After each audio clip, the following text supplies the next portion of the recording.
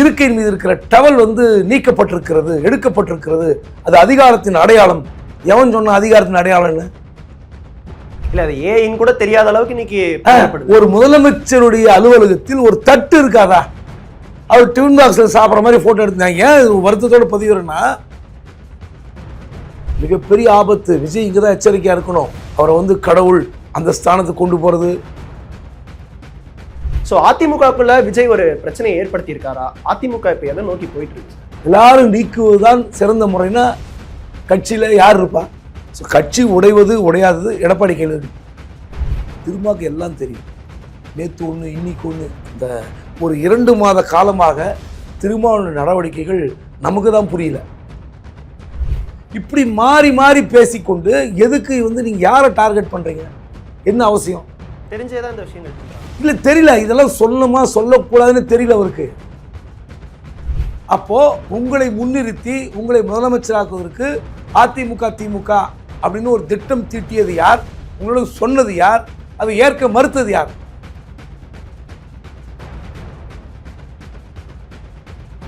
ஆச்சி மசாலா எந்த சமையலும் ருசி தேடும் ரகசியம் 20 ரூபாய். Taste the Milky Mist ice cream. Milky Mist ice creams. The debate நேயர்களுக்கு வணக்கம். சிறப்பு நேர்காணலில் இன்று நம்மோடு இணைந்திருக்கிறார் மூத்த பத்திரிகையாளர் குபேந்திரன் அவர்கள். சார் வணக்கம். சார் வணக்கம். தாவேக அரசு பொறுப்பேற்று கிட்டத்தட்ட இன்றோட 9 நாட்கள் ஆகியிருக்கு சார். 9 அமைச்சர்கள் பிளஸ் முதலமைச்சர் உட்பட 10 பேர் அமைச்சர்களாகவும் பதவியேற்றிருக்காங்க. மற்ற துறைகள் மற்ற அமைச்சர்கள் யார் பதவியேற்க போறாங்க அப்படிங்கிற முடிவுகள் இப்போ வரைக்கும் அறிவிக்கப்படாமல் இருக்கு. இதற்கு என்ன காரணமா பார்க்கப்படுது சார்? இதெல்லாம் யாராவது கவலைப்பட்டாங்களா? ஏன் நீங்க கேட்கணும்? மக்கள் கேட்டாங்களா? இன்னும் அமைச்சர் வந்து முக்கியமான துறைகள்லாம் வந்து வேக்கண்டாக இருக்குது. போக்குவரத்து துறை, ப்ரொவிஷன் எக்ஸைஸ், இந்த மாதிரிலாம் பல துறைகள் வந்து பால்வளம், முக்கியமான துறைகள்லாம் வந்து யாருக்குமே கொடுக்கப்படவில்லை அப்படின்னு ஏதாவது சோஷியல் மீடியாவில் ஏதாவது எழுதுனாங்களா? எங்கே ஏதாவது டிஸ்கஷன் வந்திருக்கா? இல்லை ஏன் உங்களுக்கு இந்த அக்கறை? இல்லை உயர்கல்வித்துறை உள்ளிட்ட துறைகளுக்கு இன்னும் ஒதுக்கப்படல. அதுதான் நான் கேட்குறேன். எங்கேயாவது வந்து சோஷியல் மீடியாவில் எழுதப்படுகிறதா? சொல்கிறேன், யாராவது அது வந்து குறைப்பட்டார்களா? மீடியா மெயின் ஸ்ட்ரீம் மீடியாவில் எழுதுகிறாங்க, இன்னும் முக்கியமான துறைகள் ஒதுக்கப்படவில்லை. சரி, எது டிபேட் ஆகுது? என்ன கேட்குறேன், இந்த அரசாங்கம் புதிதாக வந்திருக்கிறது. நம்மளும் வந்து போய் வலிந்து விஜய் மீது குறை சொல்ல வேண்டும் அப்படின்ற எண்ணம் இல்லை. விஜய் வந்து நிர்வாகம் சரியில்லை, ஆட்சி சரியில்லைன்னு சொல்கிற அளவுக்குலாம் இல்லை. ஆனால் இப்போ இருக்கிற இந்த சோஷியல் மீடியா இருக்கிற இன்னும் சில மீடியாக்கள், மெயின் ஸ்ட்ரீம் மீடியாவிலும் சில மீடியாக்கள், எலக்ட்ரானிக் மீடியாவில் சில மீடியாக்கள், நேஷ்னல் மீடியாக்களும் வந்து இருக்கிற செய்கிற அந்த செயல் இருக்குல்ல, இதெல்லாம் டிபேட் பண்ணணும். இப்போ நீங்கள் கேட்டீங்களே, நான் உங்களை ஏன் திரும்ப கேட்டேன்னா, உங்ககிட்ட இருந்து என்ன பதில் வாங்கணும்னு இல்லை, இதன் மூலமாக நான் சில பதிலை சொல்ல போகிறேன். அவர் வந்து சேர் பின்னாடிக்கிற டவலை வந்து மாற்றிட்டாரு, இப்படி ட்ரோல் ஆகுது. இப்போ ஒரு இருக்கை இருக்கிறது, இருக்கைக்கு மேலே டவல் போட்டு உக்காறது சிலருடைய பழக்கம். அப்புறம் வந்து டிஃபன் அவரே கொண்டு வந்து சாப்பிடுகிறார், மதிய உணவை டிஃபன் பாக்ஸில் அவரே கொண்டு வந்து சாப்பிடுகிறார். இதெல்லாம் ட்ரோல் ஆகுது. முதல்ல அவருக்கு ஓட்டு போட்டவர்கள், ஓட்டு போடாதவர்கள், படித்தவர்கள், தயவுசெய்து இதெல்லாம் உண்மைன்னு எடுத்துக்காதீங்க. எது நிஜம் என்பதை முதல் தெரிந்து கொண்டு பேசுங்க. நான் உங்களுக்கு வேண்டுகோள் வைக்கிறேன், நான் கிரிட்டிசிசம் பண்ணல.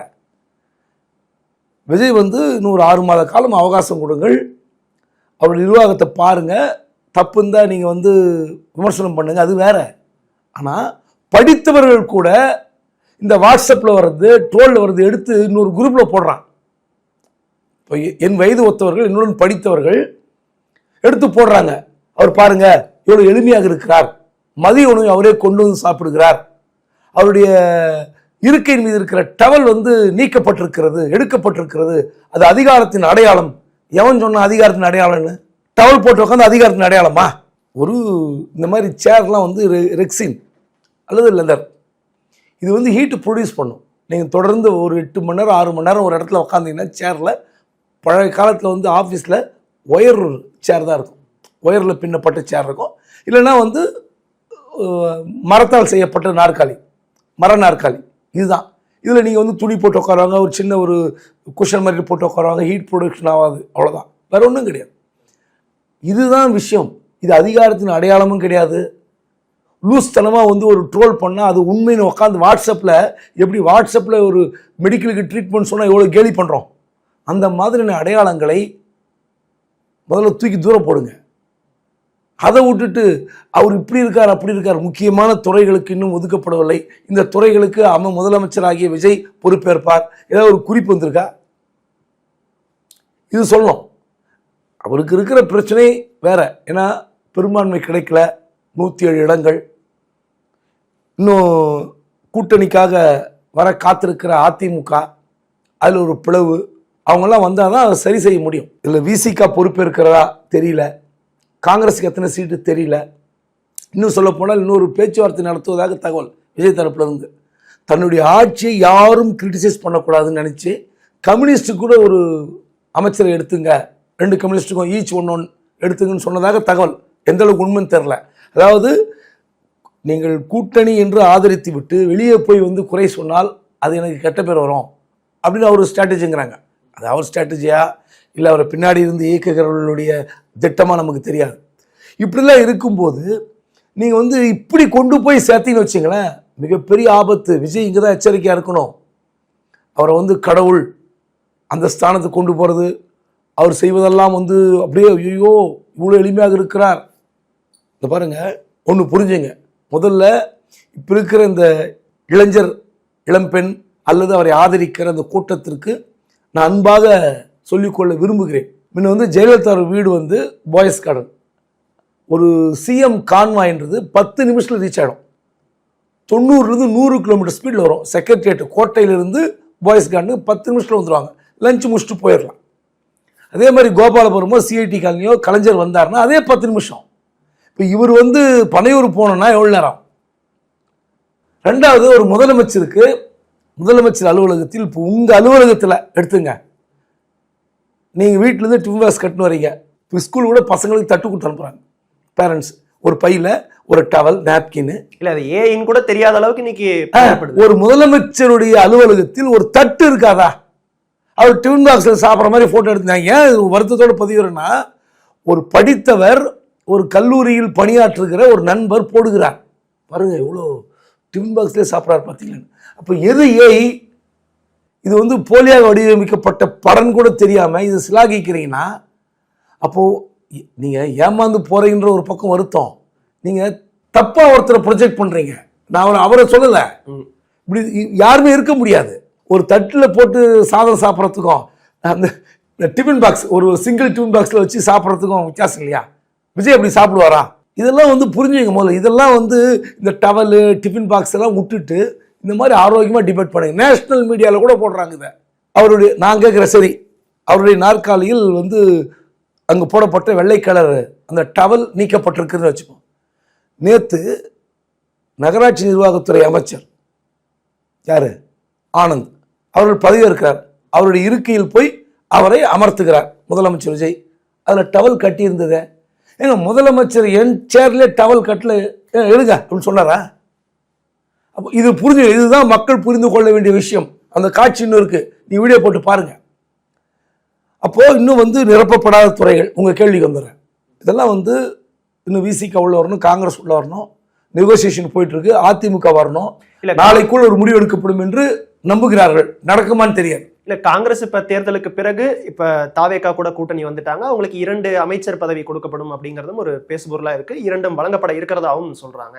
இப்போ அதிமுகவை 2ஆ பிளந்து அதில் இருக்கிற குறிப்பிட்ட நபர்களோட ஆதரவை விஜய் இப்போ வாங்கியிருக்காரு அப்படிங்கிற ஒரு குற்றச்சாட்டும் வைக்கப்படுது. ஏன்னா இப்போ சிவி சண்முகம், எஸ்பி வேலுமணி தலைமையிலான ஒரு 25 எம்எல்ஏக்கள் வந்து தாவேகாவிற்கு அந்த நம்பிக்கை தீர்மானத்தின் போது ஆதரவு கொடுத்துருக்காங்க. எடப்பாடி பழனிசாமி தரப்பை சேர்ந்த 22 பேர் அவங்க ஆதரவு தரல, எதிர்ப்பு தெரிவிச்சிருக்காங்க. ஸோ அதிமுகக்குள்ள விஜய் ஒரு பிரச்சனையை ஏற்படுத்தி இருக்காரா? அதிமுக இப்போ எதை நோக்கி போயிட்டு இருக்கு சார்? அதிமுக மட்டும் பிரச்சனை இருக்கு, திமுக பிரச்சனை இல்லையா? இல்ல, இந்த அமைச்சரவை விஷயத்துக்கு அமைச்சரவை இல்ல நான் அதை சொல்லிட்டு தான் சொல்றேன். Okay sir. ஒரு பாரம்பரியமான ஒரு கட்சியில் வளர்ந்தவர், பரம்பரையில் வந்தவர் யாரு? பிடிஆர் பழனிவேல் தியாகராஜன். நேற்று நான் தற்காலிக ஓய்வுங்கிறார், மீண்டும் ஆற்றலுடன் புத்துணர்ச்சின்னு வருகிறார். அப்போ மீண்டும் திமுக ஆட்சிக்கு வந்தால் சீட் வாங்கி வந்துடுவீங்க, அப்படி தானே? அதான் அர்த்தம். திமுக மீண்டும் ஆட்சிக்கு வருகிற சூழலில் உங்களுடைய அதிகாரத்தை, உங்களுடைய உறவுகளை வந்து பலப்படுத்தி கொண்டு சீட்டு வாங்குவீங்க, அப்படிதான் அர்த்தம். அதனால் இந்த இதான் சொல்கிறேன், விஜய் வந்த பிறகு ஏற்பட்டிருக்கிற மாற்றம் இருக்குல்ல, அது 2 கட்சியில் இருக்குது. அதனால் அதிமுக பிளவுபட்டது ஒரு பெரிய விஷயமே இல்லை. அவங்க அதிகாரத்தில் இல்லை என்றால் வெறும் எம்எல்ஏ இருந்து பலன் இல்லை அப்படின்ற முடிவுக்கு ஒரு கூட்டம் வருது. அது எடப்பாடி ஒத்துக்கிட்டு இருக்கணும். ஆனால் எடப்பாடி முதலமைச்சராக ஆசைப்பட்டார், திமுக ஆதரவுன்னு ஆசைப்பட்டார். அப்போ தன்னுடைய கட்சியிலே இருப்பவர்கள் தாவேக்கா கிட்ட போகிறதுல என்ன உங்களுக்கு நெருக்கடி, என்ன பிரச்சனை, என்ன பிரச்சனை? அது ஏதாவது உங்களுக்கு வந்து மனசு கஷ்டம் இருக்கா? 9 வருஷம் உங்கள் பேச்சு கேட்டாங்க. கடந்த 9.5 ஆண்டு காலம் வேலுமணி, விஜயபாஸ்கர், சி.வி. சண்முகம், நத்த விஸ்வநாதன் எல்லோரும் உங்கள் பேச்சு கேட்டாங்களா இல்லையா? நீங்கள் சொன்னதுலாம் தலையாட்டினாங்கல்ல. இப்போ நீங்கள் தலையாட்டிட்டு போங்க. கட்சி நல்லா இருக்கணும்னா நீங்கள் பொதுக்குழு கூட்டி, செயற்குழு கூட்டி உங்களை அவமானப்படுத்துகிறாங்க. நீங்கள் மாவட்ட செயலர் கொடுத்து என்ன பண்ண போகிறீங்க? நீங்கள் எல்லாரும் நீக்கிட்டீங்க. எல்லாரும் நீக்குவதுதான் சிறந்த முறைன்னா கட்சியில் யார் இருப்பா? ஸோ கட்சி உடைவது உடையாதது எடப்பாடி கையில் இருக்கு. பெருந்தன்மையாக எடப்பாடி பழனிசாமி, அதுக்காக நான் சி.வி. சண்முகம், வேலுமணி செய்தது சரின்னு ஆர்கியூ பண்ணல. அவங்க அதிகாரத்தில் ஒட்டிக்கிட்டு நான் சொல்லலை. ஆனால் அவங்க என்ன சொன்னாங்க? ஏன் நீங்கள் அவங்களுக்கு மறுதளிக்கிறீங்க? ஏன் அவங்க பேச்சை கேட்க மாட்டேங்கிறீங்க? அது வெளியே வரணும். அப்போ விஜய் வந்து நேரா அன்னைக்கு 5ஆம் தேதி காலையில் இவர் வீட்டு கதவை தட்டி இருந்தால் எடப்பாடி ஒப்புக்கொண்டிருப்பாராம். இப்போ எடப்பாடி தரப்பு சொல்றது, அவர் என்னிடம் வரவில்லை, அந்த ஈகோங்கிறாங்க. விஜய்க்கு வந்து நம்பர் தேவைப்படுது, ஒரு 13 பேர் தேவைப்படுது. அந்த 13 பேருக்காக என்ன இல்லை வந்து அணுகி இருக்கணும். சி.வி. சண்முகம், எஸ்.பி. வேலுமணி அவங்க அதெல்லாம் அப்புறம். ஓகே, ஏங்க எப்படி அவர் வருவாரு? நீங்க தான் கவுண்டிங் ஸ்டார்ட் ஆன 11:30 மணிக்கே திமுக ஆதரவுடன் அதிமுகன்ற கேமுக்கு போயிட்டீங்களே, அவர் எப்படி உங்ககிட்ட வருவாரு? பாருங்க, உங்களுக்கு எந்த நோக்கமும் இல்லை. சரி, அதிமுக 3ஆம் இடத்துக்கு போய்விட்டது. திமுக ஆதரவுடன் அதிமுக ஆட்சி அமைப்பதற்கு எடப்பாடி இசைவு தெரிவிக்கவில்லை. எடப்பாடி எந்த காலத்திலும் திமுகவா? சேச்சா, சான்ஸே இல்லை. இன்னைக்கு அறிக்கை விட்டுருக்காரு, அந்த இதெல்லாம் பொய் செய்தின்னு. ஏன் அன்னைக்கு அறிக்கை உள்ள தினத்தந்தி பேப்பர்ல, ஹிந்துல, டைம்ஸ் ஆஃப் இந்தியால இதெல்லாம் வந்தபோது எடப்பாடி பழனிசாமிக்கு இது உண்மையா பொய்யான்னு தெரியாதா? இது ஒரு படத்துல சிவாஜி செத்துட்டாரான்னு கேட்பாங்களே, அந்த கணக்கு மாதிரி நேற்று அறிக்கை விடுறீங்களே, அதெல்லாம் பொய், நம்பாதீர்கள்னு. இப்ப என்ன அர்த்தம்? உங்களுக்கு பதவி கிடைக்கும் என்றால் அதை ஆதரிக்கிறீங்க. ஆமா, அது சி.வி. சண்முகம் வெளிப்படையா குற்றச்சாட்டினார். நாங்க திமுக எதிர்த்து அந்த கட்சியை வந்து கட்டமைச்சோம், கொண்டு வந்தோம், நிலைநிறுத்தினோம், போராடணும். ஆனால் திமுக ஆதரவுடன் அவர் முதலமைச்சர்கள் ஒப்புக்கொண்டான்னு சொன்னார்ல, அன்னைக்கு மறுநாள் அந்த ஒரு அரை மணி நேரத்தில் அவருக்கு தகவல் போயிருக்காதா? இப்படிப்பட்ட குற்றச்சாட்டை சி.வி. சண்முகம் வைக்க ஏற்க முடியாது. ஏன் சொல்லல? அதற்கும் தாமதமா தான் ரிப்ளை பண்றாரு, அப்படி ஒரு விஷயம் நடக்கல. அப்ப என்ன அர்த்தம்? மீடியால வந்து 10 நிமிஷத்துல நீங்க கூப்பிட்டு பிரஸ் மீட் பார்த்ததுனால போய் யாருக்கு வந்து பார்த்தாங்க?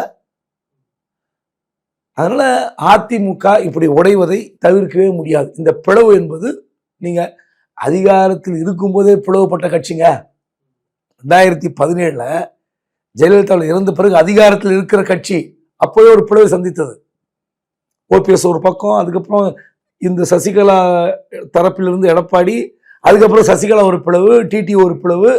அதனால அதிகாரத்தில் இல்லாத போது கண்டிப்பாக அதிமுக பிளவு ஏற்படுவது இயற்கை, இது ஒன்றும் தவிர்க்கவே முடியாது. அதே போல தேர்தல் முடிவுகள் வந்த பிறகு திருமாவளவன் அவர்கள் வந்து திமுக தலைவர் ஸ்டாலின் அவர்களை சந்தித்த போது இந்த மாதிரி திமுகவும் அதிமுகவும் இணைந்து ஆட்சி அமைக்கலாம் அப்படிங்கிற மாதிரியான ஒரு ப்ரொபோசல் வந்திருக்கு, இதை பத்தி நீங்க என்ன நினைக்கிறீங்கன்னு அங்க இருந்தவங்க கேட்டாங்க அப்படிங்கிற ஒரு தகவலை ஒரு நேர்காணல்ல திருமாவளவன் அவர்கள் பகிர்ந்திருந்தாங்க. அடுத்த நாள் வந்து இந்த மாதிரியான விஷயங்கள் கிசுகிசுக்கப்பட்டது, காசிப்ஸா தான் இருந்தது, உறுதிப்படுத்தப்பட்ட ஒரு அபிஷியலா யாரையும் கிட்ட அதை பத்தி பேசல அப்படிங்கிற ஒரு விஷயத்தையும் சொல்லியிருக்காரு. ஸோ என்ன குழப்பம் போயிட்டு இருக்கு விசிகாவுக்கும் திமுகவுக்கும் இடையில? இவங்க இப்ப வெளியில இருந்து ஆதரவு கொடுத்திருக்காங்க தாவேக்காக்கு, அது கூட்டணியா மாறுறதுக்கான ஒரு கன்வர்ஷன் தான் இந்த நடவடிக்கைகள்லாம் நம்ம பார்க்கலாமா? என்ன தடுமாற்றம் இந்த பேச்சுல? ரஜினிகாந்த் வந்து அரசியலுக்குள் அந்த வரப்போகிறேன் அப்படின்னு சொல்லி பேசிக்கொண்டிருந்த காலகட்டத்தில் ஒரு தடவை ப்ரெஸ்ஸில் பேசினார், மீடியாவில். திடீர்னு ஒரு நிருபர் கேட்டார், என்ன உங்கள் கொள்கைன்னு கேட்டார். எனக்கு தலை சுற்றி போச்சுன்னு ரஜினி. கொள்கைன்னு கேட்டோன்னே தலை சுற்றி போச்சுன்னு ரஜினி சொன்னார்ல, அது வந்து ரஜினியோட இயல்பு. திடீர்னு கேட்டால் அவருக்கு வந்து சொல்லக்கூடியவர் தான், அவர் இன்னும் ஏதோ வந்து மாறி மாறி பேசுகிற நபர் அல்ல. ஒரு விஷயத்தை தெளிவாக ரிஹர்சல் பண்ணிட்டு தான் வந்து பேசுவார். தன்னை வந்து பெருசாக வெளிக்காட்டி கொள்ளாமல் மற்றவர்களை உயர்த்தி பேசுகிற அந்த பாங்கு ரஜினிகிட்ட எப்போதும் இருக்கும். இப்போ இல்லை, நீங்கள் பல ஆண்டு காலமாக பார்க்கலாம். கமல் ஒரு சிறந்த நடிகர்னு பல மேடைகள் சொல்லியிருக்கார். எப்போ 86 சொல்லியிருக்கார். இன்னைக்கு நேற்று சொல்ல கமல் மிகப்பெரிய நடிகர்னு வெளிப்படையாக ஒத்துக்கிட்டவர். இப்போ நீங்கள் சமீபத்தில் பெங்களூரில் வாழும் கலை இயக்குனர் ஸ்ரீ ரவிசங்கர் அவருடைய நிகழ்வில் என்னை யாருமே கண்டுக்கல அப்படின்னு சொன்னார். ஒரு கூட்டத்தில் என்னை யாருமே இல்லை, அவரை தான் பார்த்துக்கிட்டாங்கன்னு. அதாவது என்னை விட அவர் பெரியவர் அப்படின்ற ஒப்புக்கொள்வதில் ரஜினி வந்து எந்த இடத்திலும் தயங்காமல் பேசுவார். அவர்கிட்ட கேட்கும்போது ஒரு கொள்கையை சொல்ல முடியும் அவரால். ஆனால் அவரோட தன்னை வந்து ஐயோ அரசியல் வந்து ரொம்ப ஒரு கரடுமுரடான பாதை, அது உடனே வந்து கை வராதுன்றதில் அவர் சொல்கிறார். ஆனால் திரும்ப அப்படிப்பட்டவர் அல்ல. திரும்பக்கு எல்லாம் தெரியும். நேற்று ஒன்று இன்னைக்கு ஒன்று. அந்த தேர்தலுக்கு முந்தி அவருக்கு இருக்கிற குழப்பம், தேர்தலுக்கு பின்னால் இருக்கிற குழப்பம், இப்போ விஜய்க்கு ஆதரவு கொடுத்த பிறகு இருக்கிற குழப்பம், உண்மையிலே ஒரு 2 மாத காலமாக திருமாவளவன் நடவடிக்கைகள் நமக்கு தான் புரியல, மீடியாவுக்கு தான் புரியல. இல்ல இந்த தேர்தல் முடிவுகள் வந்து வித்தியாசமா இருக்க போது, தமிழ்நாட்டில் ஒரு வித்தியாசமான மாற்றம் ஏற்பட போகுது அப்படின்னு அவர் தேர்தலுக்கு முன்னாடி சொன்னதே ஒரு பேசுபொருளா இருந்தது. இவங்க திமுக கூட்டணியில இருந்து ஒரு புது மாற்றம்ங்கிறாங்க. அது ஒருவேளை இவர் வந்து தாவேகா கூட கூட்டணி போறாரா, இல்ல இவர் தனியா போறாரா, இல்ல திமுகவே இன்னும் மகத்தான வெற்றி பெற போதா, இப்படி பல்வேறு விஷயங்கள் பேசப்பட்டது. புதிய அரசியல் மாற்றம் வரும், புதிய அரசியல் சூழல் வரும்னு தேர்தலுக்கு முந்தி சொன்னார். நான் ஏன் போட்டியிட போறேன், அப்போ நான் தேவைப்படும், தமிழ்நாட்டில் ஒரு புதிய அரசியல் மாற்றம் வந்தால் நான் தேவைப்படுவேன் அப்படின்னு சொன்னார். பாஜக எப்படியோ உள்ளே வரும், அன்னத்தை நான் காப்பாற்ற போகிறேன் இப்படிலாம் சொன்னார். சரி, அதன் பிறகு தேர்தல் முடிவு வந்து விட்டது. இங்கே நடந்த குழப்பங்கள் எல்லாருக்கும் தெரியும். மீடியாவில் அவர் வந்து புதிய தலைமுறை பேட்டியில் இந்த மாதிரி கேள்வி கேட்டால் அது ஆதாரமற்ற செய்தின்னு சொன்னார். சரிங்களா? என்னிடம் பேசினார்கள்னு இன்னொரு டிவியில் சொன்னார். நியூஸ் 18 ஆமாம் திமுக தலைவரே என்னிடம் இந்த திட்டத்தை முன்வைத்தார்னார். ஆனா அங்க இருக்கிறவங்க பேசினதான் சொல்றாங்கன்னு ஒரு விளக்கம் சொல்றாங்க. அதன் பிறகு கடிதம் கொடுத்த பிறகு எனக்கு போன் வந்தது, அந்த விஐபி பேர் தான் மறுக்கிறார். அதுக்கு முன்பு இப்படி ஒரு திட்டத்தை திமுக தலைவர் ஸ்டாலின் என்னிடம் வைத்தார். நீங்களும் எடுத்து பாருங்க 18 சேனல்ல. இப்படி மாறி மாறி பேசிக்கொண்டு எதுக்கு வந்து நீங்க யாரை டார்கெட் பண்றீங்க, என்ன அவசியம்? இப்பவுமே அரசியல்ல தலைவர்கள் என்ன பண்ணுவாங்கன்னா சில விஷயங்கள் வந்து உடனே வெளிப்படுத்த மாட்டார்கள். ஒரு 5-6 வருடம் கழிச்சு சொல்லுவாங்க. அது வெலாசிட்டி குறையும், அந்த ப்ரெஷர் குறையும். அந்த கட்சிக்கும் உங்களோட நான் ட்ராவல் பண்ணுறேன், ஒரு 10 வருஷம் உங்களோட ட்ராவல் பண்ணிட்டு உங்களுக்கு எனக்கு ஒரு கருத்து வேறுபாடு, நான் உடனே அதை போய் உடச்சுன்னு வச்சிங்களேன், அது பெரிய பூகமாக வெடிக்கும். அது உங்களையும் காயப்படுத்தும், என்னையும் வந்து சிக்கலில் போய் தள்ளும். இந்த விஷயம் திருமாவுக்கு நன்றாக தெரியும். தெரிஞ்சேதான் இந்த விஷயங்கள் பண்றாங்க. இல்லை தெரியல, இதெல்லாம் சொல்லணுமா சொல்லக்கூடாதுன்னு தெரியல அவருக்கு. இல்ல ஓகே, நேற்றைய தினம் அந்த பத்திரிகையாளர் சந்திப்புல கூட அங்க இருந்தவங்க இதை பத்தி என்கிட்ட பேசினாங்கன்னு தான் சொல்றாங்களே தவிர ஸ்டாலின் அவர்கள் அதை என்கிட்ட டைரக்டா சொல்லல அப்படிங்கிற விஷயத்தையுமே சொல்றாரு சார். போட்டு பேசுறாங்க. நியூஸ் 18 வந்து நான் கட்டு இருக்கு போட்டு காட்டுறேன். நீங்கள் ஒன்றா எடுத்து இந்த கிளிப்பிங்ஸில் இன்சர்ட் வைங்க, உங்கள் வீடியோவில் இன்சர்ட் வைங்க. மாறி மாறி எதுக்கு பேசணும் பாருங்கள். இது இப்படி இப்போ நான் இந்துவில் கோலப்பன் ஒருத்தர் ஜேர்னலிஸ்ட் எழுதியிருக்கார், தலித் சீஃப் மினிஸ்டர் மிஸ் பண்ணிச்சு தமிழ்நாடுன்னு. அப்போ என்ன சொல்ல, அறிக்கை ஒன்றும் இல்லை, இப்படி ஒரு திட்டம் இல்லை, ஆதாரமற்ற செய்தி, இந்து ஏன் இப்படி வெளியிடுகிறது, ஏன் வெளியிடல? இதோட 12ஆம் தேதி உங்களுக்கு இந்த 12ஆம் தேதி அவருடைய எடுத்து பாருங்கள். அவருடைய எக்ஸ் தள பதிவில் 100 ஆண்டுகள் ஆனாலும் ஒரு தலித் முதலமைச்சராவதை தமிழ்நாடு ஏற்காது என்பது கசப்பான உண்மை. நேற்றைய தினம் கூட சொல்லியிருந்தார். இல்லை நான் கேட்குறேன், அப்போ எந்த தலித்தை யார் முன்னிறுத்திருந்து சொல்லுங்க, எந்த தலித்தை யார் முன்னிறுத்தியது? அந்த விஷயத்தை ஒரு மனசாட்சியுடன் வெளிப்படைத்தன்மையோடு திருமணம் சொல்வாரா? அப்படி ஒரு திட்டம் இருந்ததா? ஏன் நீங்க பதிவு போட்டீங்க? உங்களோட எக்ஸ்தலத்தில் போட்டிருக்கீங்க, அதெல்லாம் பொய்ன்னு சொல்றாருல, அது யாரோ நண்பர்கள் சொன்னார்கள் சிலாகித்தார்கள்னு. அப்புறம் ஏன் அதை நீங்க பதிவு பண்றீங்க? அது ஒரு முக்கியமான ஆளா இருக்க போய் தான் அங்க பதிவு பண்ண வேண்டிய அவசியம். ஏங்க இந்து பத்திரிகை வந்த செய்தி நான் சொல்லிட்டேன், எழுதிய செய்தியாளர் பேர் கோலப்பன் எழுதியிருக்கிறார். நீங்க 12ஆம் தேதி நீங்க உங்களுடைய எக்ஸ்தலத்தில் நீங்க பதிவு போடுறீங்க. அப்போ உங்களை முன்னிறுத்தி உங்களை முதலமைச்சராக்குவதற்கு அதிமுக திமுக அப்படின்னு ஒரு திட்டம் தீட்டியது யார்? உங்களோட சொன்னது யார்? அதை ஏற்க மறுத்தது யார்? எல்லாரும் போட்டு உடைங்க, சொல்லுங்க, நீங்க உண்மையை சொல்லுங்க.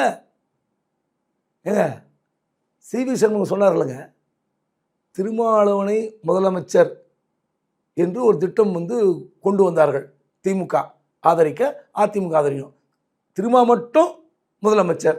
ஆனால் அதில் இருக்கிற அமைச்சரவையில் அதிமுகவினர் மட்டும் இடம்பெறலாம். எப்படி? அதிமுகவினர் திருமாவட்ட முதலமைச்சர் அந்த அமைச்சரவையில் அதிமுகவினர் இடம்பெறலாம். சி சண்முகம் சொன்னாரா இல்லையா?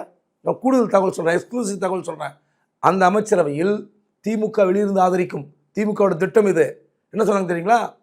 மதிமுக இடம்பெறலாம், IUML இடம்பெறலாம், விஜய் வரக்கூடாது, இதுதான் திட்டம். இதுக்கு எடப்பாடி தான் ஒத்துக்கல. சி சண்முகம் சொன்னாரா இல்லையா? பேட்டியில் அவர் எடுத்து போட்டு பாருங்க. சி சண்முகம் சொன்னார், திருமாவளவன் முதலமைச்சர் ஆவதற்கு எடப்பாடி தடையாக இருந்தார். நான் சொல்லுங்க, உங்கள் கட்சியில் அமைச்சராக இருந்தவர், உங்களோட பயணித்தவர், அவர் சொன்னாரே. நீங்கள் ஏன் அப்போ சொல்லலை? எடப்பாடியும் சொல்லலை. அப்போ நீங்கள் சொல்லியிருக்கணும்ல, இந்த மாதிரி திட்டம் எதுவும் இல்லை, சி சண்முகம் சொல்லு தவறு அப்படின்னு திரும்ப சொல்ல வேண்டியதானே. ஸோ திருமாவுக்கு உச்சகட்ட குழப்பம். திமுகவுடன் பயணிப்பதா அல்லது ஒட்டுமொத்தமாக திமுக உறவை துண்டித்து விட்டு விஜய் கட்சியுடன் பயணிப்பதா? விஜய் கட்சியில் இப்போ அமைச்சரவையில் பதவி ஏற்கும் போது அது வன்னியரசுக்கு கொடுப்பதா அல்லது காட்டுமன்னார் கோயில் உறுப்பினர் ஜோதிமணி கொடுப்பதா அல்லது இரண்டு பேரையும் தவிர்த்து விட்டு திருமாவளவன் நாம போய் உக்காருவதா? இத்தனை குழப்பங்கள் திருமாவளவன் முன்னாடி ஓடுது. திருச்சி கிழக்கு தொகுதியிலுமே நீங்க போட்டியிடுங்க அப்படின்ட்டு முதலமைச்சர் விஜய் சொன்னதாகவும் திருமாவளவன் அவர்கள். சரிங்க, நான் சொல்றேன், இதெல்லாம் நம்ம பேசுகிறோம். அந்த ஆஃபரை வந்து ஆதவ அர்ஜுன் சொன்னதா தகவல் இருக்குது. ஆனால் துணை முதலமைச்சர் கேட்கக்கூடாது. இதான் விஜயோட டிமாண்ட். அமைச்சரவையில் இருக்கலாம், நீங்கள் திருமாவளவன் கூட அமைச்சராக இருக்கலாம், ஆனால் துணை முதலமைச்சர் பதவியை கேட்காதீர்கள், அதுக்கு டிமாண்ட் வைக்காதீங்க. காரணம், இப்போ நீங்கள் 107 இடங்கள் இருக்கிற அந்த கட்சியில் ஒரு துணை முதலமைச்சர், இப்போ நீங்கள் திருமாவளவன் துணை முதலமைச்சர் கொடுத்தால் 2 சீட்டு வைத்திருக்கிற ஒரு கட்சிக்கு துணை முதலமைச்சர் என்றால் காங்கிரஸ் 5 வச்சிருக்கு. காங்கிரஸ் கேட்குமா? சொல்லுங்க, கேட்குமா? கேட்காதா? கேட்பாங்க. ஸோ காங்கிரஸ்க்கு ஒரு துணை முதலமைச்சர், 2 MLA வைத்திருக்கிற விசிகாவுக்கு ஒரு துணை முதலமைச்சர். இவங்கெல்லாம் வந்து இப்போ கட்சிக்காரன் கேட்பாங்களே, தலைவரை 5 வச்சிருக்கிறவங்களுக்கு ஒரு துணை முதலமைச்சர், 2 வச்சிருக்கவங்களுக்கு ஒரு துணை முதலமைச்சர், நம்ம 107 பேர் இருக்குமே, நீங்கள் முதலமைச்சர், நம்மளும் ஒரு 3 துணை முதலமைச்சர் வச்சு. அப்போது இது எப்படின்னா, அதிகார பகிர்வு என்பது வேறு, ஆனால் இது வேறு மாதிரியான குழப்பங்களுக்கு வழிவகுக்கும் அப்படின்னு விஜய் நினைச்சிருக்கலாம். அதனால தான் துணை முதலமைச்சர் என்ற டிமாண்டை நீங்கள் வலியுறுத்தாதீர்கள். இதுதான் திருமாவுக்கு சொல்லப்பட்ட உத்தரவாதம். அமைச்சராகலாம்.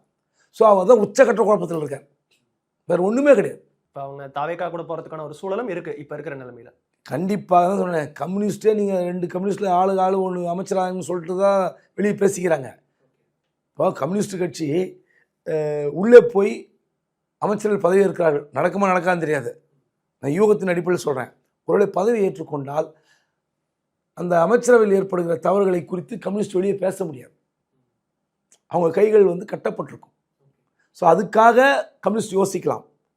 பட் விஜய் வற்புறுத்தினால் உள்ளே போனால் நான் ஏற்றுக்கூடலாம் சொல்ல, கம்யூனிஸ்ட் அமைச்சரான இன்னும் நல்லதும் கூட, பல நன்மைகள் நடக்கலாம். நீங்கள் ஏன் கெட்டது நடக்கணும்னு ஆசைப்படணும், எதிர்பார்க்கணும்? நல்லது கூட நடக்கலாம்ல. அமைச்சரவை கூட்டத்தில் இது வேண்டாம்னு சொல்லி கம்யூனிஸ்ட் சொல்லலாம்ல, அந்த வாய்ப்பும் கம்யூனிஸ்ட்டுக்கு இருக்குது. அதே போல் நாம் தமிழர் கட்சியினுடைய ஒருங்கிணைப்பாளர் சீமான் நேற்றைய தினம் நிறைய விஷயங்களை கண்டித்து பேசியிருந்தார். அதில் குறிப்பாக வந்து செத்த காங்கிரஸை திமுக தான் இத்தனை நாள் தோளில் சுமந்து போயிட்டு இருந்தாங்க, ஆனால் கடைசியில் திமுகவுக்கே அவங்க துரோகம் செஞ்சுட்டாங்க, நன்றி கெட்டவங்களா இருக்காங்க அப்படின்னு ஒரு காட்டமான விமர்சனத்தை முன் வச்சிருக்காரு. இது திமுக மேல இருக்க ஒரு கரிசனத்துல இந்த வார்த்தைகள் வருதா அல்லது காங்கிரஸ் மீது இருக்கக்கூடிய ஒரு வெறுப்புல இந்த மாதிரியான பேச்சுக்கள் வெளிப்படுதா? காங்கிரஸ் விட்டுட்டு போச்சு, விட்டுட்டு போல. எத்தனை முறை திமுக உறவு வைத்து கொண்டு காங்கிரஸ் வெளியேறி இருக்குது. இது ஒன்றும் புதுசு கிடையாது. 2013 10 ஆண்டு காலம் அந்த UPA 1 UPA 2 கடைசியில் 9 வருஷம் முடிந்த பிறகு கலைஞர் அவர்கள் அந்த கூட்டிலிருந்து வெளியே வந்தார். கூடா நட்பு கேடாய் முடிந்துன்னு எழுதினார். காங்கிரஸ் விட்டு வெளியே வந்தாங்க. 2014 பார்லிமெண்ட் தேர்தலில் காங்கிரஸுடன் உடன்படிக்கையே இல்லை. புதுசு கிடையாது, புரியுதுங்களா? ஸோ இது வந்து காங்கிரஸ் வெளியே போனது ஈழத்தமிழர் பிரச்சனையில் 2009 அந்த இருக்கும்போதே கூட்டணி வச்சாங்க. 2011 கூட்டணி வச்சாங்க சட்டமன்ற தேர்தலில். அதனால் கூட்டணி விட்டு வெளியே போய்விட்டதுக்காக செத்துப்போன காங்கிரஸ்னால் திமுக தானே வலிந்து இருந்தது. அவங்க வெளியேறதுக்கு ராகுல் ஒரு மீட்டிங்கில் ஸ்டாலினோட மேடை ஏறலையே, மட்டும்தான் சொன்னார். அதுதான் ஆரம்பத்துல இருந்தே பேசு பொருளா இருந்தது. அப்படி இருக்கும்போது திமுக தான் வலிந்து காங்கிரஸை பிடித்து வைத்துக் கொண்டது. அந்த கூட்டணி உடையக்கூடாது. கூட்டணி உண்மையிலே நான் இன்னைக்கு சொல்கிறேங்க, ராகுல் காந்தி பேச்சை கேட்டுக்கொண்டு, பிரியங்கா பேச்சை கேட்டுக்கொண்டு, அல்லது வேணுகோபால் வலியுறுத்தியது போல காங்கிரஸ் விஜய் கட்சியுடன் போயிருந்தால் இன்னைக்கு காங்கிரஸில் 5ல் 6 பேர் அமைச்சராக இருப்பாங்க, மெஜாரிட்டியும் கிடச்சிருக்கும். இந்த மாதிரி குழப்பம் வந்திருக்காது, இந்த குதிரை பேர அரசியலுக்கு வழியே இருந்திருக்காது. காங்கிரஸ் அங்கே போயிருந்தா எப்படி ஒரு 140 150 சீட் வந்திருப்பாங்களே. இந்த தமிழ்நாடு வந்து இப்படி ஒரு இந்த மாதிரி ஒரு இம்பேலன்ஸ்டாக வந்து தீர்ப்பு கொடுத்துருக்க மாட்டாங்க. ஸோ காங்கிரஸ் வந்து அப்போ எடுத்திருக்க வேண்டிய முடிவை காலதாமதம் பண்ணி எடுத்திருக்காங்க. அதில் நாம் தமிழர் சீமான் வந்து வேதனைப்படுவதெல்லாம் வந்து அவருடைய கருத்து. அது நம்ம போய் என்ன சொல்கிறது, அவர் எல்லாரும் தான் திட்டுவார், அது போய் நம்ம போய் கருத்து சொல்ல முடியாது. இல்லை, அவங்களுக்கு ஏற்கனவே 8% ஓட்டு இருந்தது கடந்த தேர்தலில், இப்போ அது 4%ஆகவும் குறைஞ்சிருக்கு. ஸோ அடுத்த தேர்தலையும் நான் தனியாக தான் நிற்பேன், கூட்டணியோட நிற்க மாட்டேன் அப்படிங்கிற ஒரு நிலைப்பாடையும் அவர் தெளிவாக சொல்லியிருக்காரு. ஸோ இது அவங்களுக்கு எப்படியான ஒரு முடிவை தரும் சார் அப்கமிங்? உணர்ச்சி வேகத்தில் அவர் எடுக்கிற முடிவுகள் எப்பவுமே தவறாக தான் போகும், எப்பொழுதுமே தவறாக போகும். நான் பல முறை சொல்லியிருக்கேன், இது வந்து பெரியார் பூமி இல்லை, பெரியார் மண் கிடையாது, பெரியாரே மண் அப்படின்னு. நீங்கள் எப்பவுமே தற்காலிக அரசியலுக்கு வரணும், தற்காலிக அரசியலில் வந்து நீங்கள் ஃபைட் பண்ணணும். நேற்று கூட முன்னாள் முதலமைச்சர் ஸ்டாலின் போயிட்டு தஞ்சாவூர் கல்யாணத்தில் பேசுகிறார், இன்ஸ்டாகிராமை வச்சு ஆட்சிக்கு வந்துட்டாங்கன்னு. நீங்கள் திரும்ப திரும்ப விஜய்க்கு தான் ஃபேவரிசம் பண்ணுறீங்க. இன்ஸ்டாகிராம் மூலமாக வந்தாங்க, ஃபேஸ்புக்கு, எக்ஸ்தலம், இதெல்லாம் வேறு. நீங்களும் தான் ஃபைட் பண்ணீங்க, நீங்களும் தான் பெண்ணின் ஒரு அமைப்பு வச்சுக்கிட்டு ட்ரோல் பண்ணீங்க, எல்லாம் தான் பண்ணீங்க. மக்கள் வந்து 2 கட்சிக்கும் ஒரு பாடம் புகட்ட வேண்டும் என்று ஆசைப்பட்டார்கள், அவ்வளோதான். அப்படி தான் எடுத்துக்கணும். நீங்கள் அந்த தவறுகளை சரி செய்து விட்டு அரசியலில் போராடணும். நாம் தமிழர் சீமான் சொல்கிறாரு வந்து இனிமேல் வந்து ஏதாவது அரிசி வரல, பருப்பு வரல, நான் வந்து போராட கூப்பிட்டீங்கன்னா தொலைச்சிருங்கிறார, வரமாட்டேன். என்ன அர்த்தம்? இது அரசியலா? இது அரசியலா? அப்படி பார்த்தா கம்யூனிஸ்டுக்காரன் எங்கேயுமே வரக்கூடாதுங்க. கம்யூனிஸ்டுக்காரன் எந்த போராட்டத்தில் வரக்கூடாது, கம்யூனிஸ்டுக்காரன் எல்லா போராட்டத்திலும் கூட நிற்கிறான். அப்போ எனக்கு ஓட்டு போடாத மக்களுக்கு நான் ஏன் போராட வேண்டும்? நீங்கள் கம்யூனிஸ்டுக்காரன் கேட்டிருக்கானா? சில இடத்துல 3வது இடத்துல இருப்பான். இப்போ இந்த தேர்தலில் பல இடத்துல 3வது இடத்தில் தோற்று போயிருப்பார்கள். அந்த தொகுதியில் ஒரு பிரச்சனை என்றால் கம்யூனிஸ்ட்காரன் முன்னே நிற்க மாட்டாங்க. அதுதான் அரசியல். நீங்கள் வந்து இப்படி மக்களுக்கு சாபம் விடுற மாதிரி போராட்டம் சொன்னீங்கன்னா, உங்களை தொலைச்சிரும்னு சொன்னீங்கன்னா அது அரசியல் கிடையாது. இந்த உணர்ச்சி வேகத்தில் பேசுகிற பேச்சு. இப்போ 4%ல் உங்களுக்கு ஓட்டு போட்டுற உங்ககிட்ட வராது. அவர் உங்களுக்கு ஓட்டு போட்டாருன்னு அத்தாட்சியில் வச்சுக்க வேண்டாம். அண்ணே, எங்கள் ரேஷன் கடையில் அரிசி நல்லா இல்லை, போன தடவை பருப்பு போடல, வாங்க போடுறான்னு அந்த நகர நிர்வாகி இல்லை ஒன்றிய நிர்வாகி கூப்பிட்டா சீமான் போகாதுன்னு சொன்னார்னா யார் செய்கிறது தவறு? இது நம்ம ஓட்டு போட்டானா அவனை வெரிஃபை பண்ணுனா, அண்ணே நான் உங்களுக்கு தான் ஓட்டு போட்டேன்னு சொல்கிறான்னு என்ன பண்ணுவீங்க? அது ஒரு நாகரிகமான அரசியல் இல்லை. அப்போது நீங்கள் ஓட்டு போட்டவர் ஓட்டு போடாதவனை பிரிக்கக்கூடாது. இப்படி தான் வந்து பெரியார் விவகாரத்தில் ஒரு அறிவிலித்தனமாக எடுத்த முடிவு, மிக மிக மோசமான முடிவு. எங்க மத்தியில் ஆட்சி ஆளுவது பாஜக, பிரதமர் மோடி, மாநிலத்தில் ஆட்சி ஆளுவது திமுக, முதலமைச்சர் ஸ்டாலின். இவங்க 2 பேருக்கான அரசியல் பிரச்சனைகள், இந்த ஆட்சியில் என்னென்ன குறைகள், இதை எதிர்த்து ஃபைட் பண்ணுங்க. இப்போ நான் கேட்குறேன், விஜய் அரசியல் அவருக்கு புரிதல் இருக்கோ இல்லையோ, திமுக எனக்கு தான் போட்டி, திமுக செய்கிற சவர்களை சுட்டி காட்டுகிறேன், ஏதோ பேசினார் கொண்டார், அதை விட வலிமையாக சொல்லக்கூடியவர் சீமான். திமுக என்ன பிரச்சனைன்னு நல்லா தெரியும். நீங்கள் அதை பேசுறதை விட்டுட்டு பெரியார் பெரியார் ஏன் பிடிச்சின்னு தொங்குனீங்க? எதுக்கு தொங்குனீங்க? இன்னும் சொல்லட்டுங்களா? இப்போ 8 நாளாச்சு இல்லை, அடுத்த முறை நாடாளுமன்றத்தில் நிற்கட்டும், 4-2 ஆகும். நீங்கள் உங்களுக்கு வந்து நான் வந்து ஜாதி மதம் இதெல்லாம் தாண்டி ஒரு தலைவராக நீங்கள் வெளியே வரணும். அந்த அறிவு உங்ககிட்ட இல்லைன்னு நான் சொல்லலை. ஆனால் நீங்கள் வேறு ஏதோ நோக்கத்தில் இருக்கிறீங்க. நீங்கள் வந்து பாஜக போட்டியிட இடத்தில் இந்துத்துவவாதிகள் நமக்கு ஓட்டு போடணும். சீமானுடைய பிளான் என்ன ஆச்சு கடைசியில்? இப்போது உங்கள் ஒரு சிறுபான்மை மக்கள் இருப்பாங்க, இஸ்லாமிய இருப்பார்கள், கிறிஸ்துவ இருப்பார்கள், அல்லது மதமே பிடிக்காத இருப்பார்கள். உங்களை எப்படி நம்புவாங்க? மாறி மாறி பேசுனீங்கன்னா உங்களோட நோக்கம் என்னன்னு தெரிஞ்சிடும்ல. நீங்கள் போயிட்டு இந்துத்துவ கொள்கை பிடிக்கலன்றது வேறு விஷயம். நீங்கள் போயிட்டு ஆர்எஸ்எஸ் நடத்துகிற பாரதியார் போய் பங்கேற்கிறீங்க. பொறுத்திருந்து பார்ப்போம் சார். உங்களுடைய நேரத்திற்கும் கருத்திற்கும் நன்றி சார். நன்றி.